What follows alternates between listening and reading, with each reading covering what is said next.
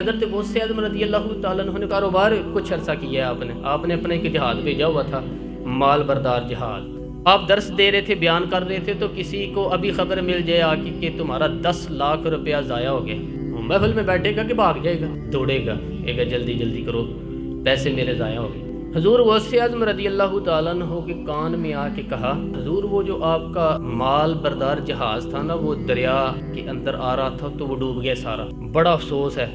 تو آپ فرمانے لگے چپ کر جا، اتنی ضروری بات تھی جو تقریر کے دوران ہی تو نے آ کے بتا دیے، ڈوب گیا تو ڈوب جائے، کوئی عرض نہیں، چھوڑ۔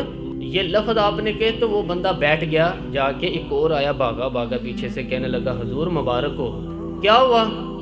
کہنے لگا حضور وہ جو آپ کا مال بردار جہاز دریا میں ڈوب گیا تھا نا، وہ واپس اوپر آ گیا ہے۔ آپ فرمانے لگے چپ کر جا، کوئی اتنی ضروری بات تھی جو دوران تقریر ہی تو نے آ کے مجھے سنا دی، چپ کر جا، کوئی ضروری بات تھی، چھوڑ۔ آ گیا، چلا گیا، دنیا کا مال تھا۔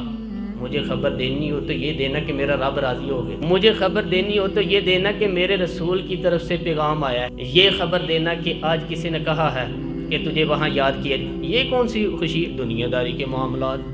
مبارک ہو جی، مبارک اس بات کی، تیری کمیٹی نکل آئی، بڑی مبارک ہے بھائی، حد ہوگی، کیسی مبارک، کس طرح کی مبارک؟